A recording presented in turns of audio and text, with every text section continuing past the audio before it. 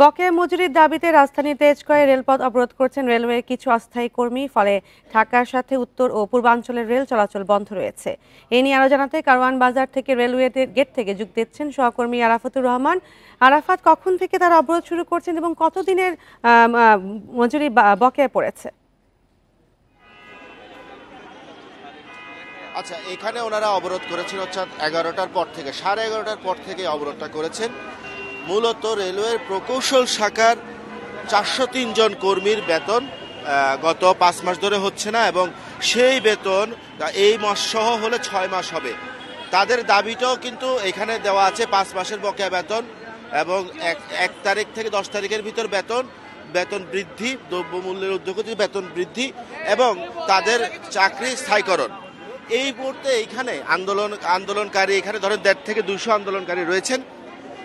রেলের ঊর্ধ্বতন কর্মকর্তা বলতে ডিভিশনাল পর্যায়ের কর্মকর্তা, বিভাগীয় রেল কর্মকর্তা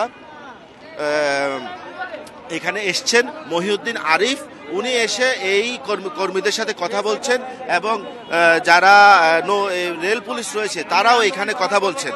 তবে আমরা যতটুকু জেনেছি, এবং রেলের ডিভিশনাল কর্মকর্তা অর্থাৎ ডিআরএম যেটি বলেছেন সেটি হচ্ছে যে এই নিয়োগগুলো অর্থাৎ এইখানে যে 403 জনের নিয়োগ ছিল সেই নিয়োগটি আসলে হওয়ার কথা ছিল দৈনিক ভিত্তিতে, মজুরির ভিত্তিতে, কিন্তু পরে তাদেরকে আবার টিএলআর অর্থাৎ রেলের সরাসরি নিয়োগের, অস্থায়ী নিয়োগের ভিত্তিতে করা হয়েছে। সেই জন্য এই জটিলতা শুরু হয়েছে সফটওয়্যারে।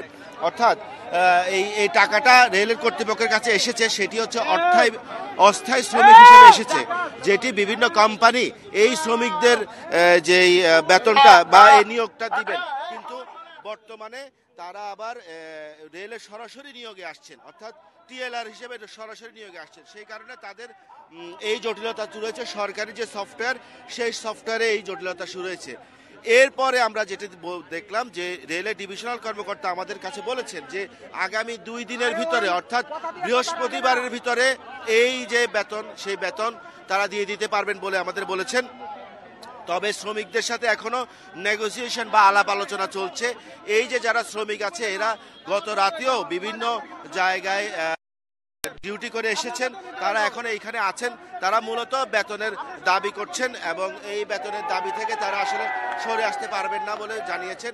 পুলিশের কর্মকর্তা অর্থাৎ রেল পুলিশ, ক্রাইমের পুলিশ অর্থাৎ ডিএমপির পুলিশ এবং রেলের ঊর্ধ্বতন কর্মকর্তারা মিলে শ্রমিকদের বোঝানোর চেষ্টা করছেন।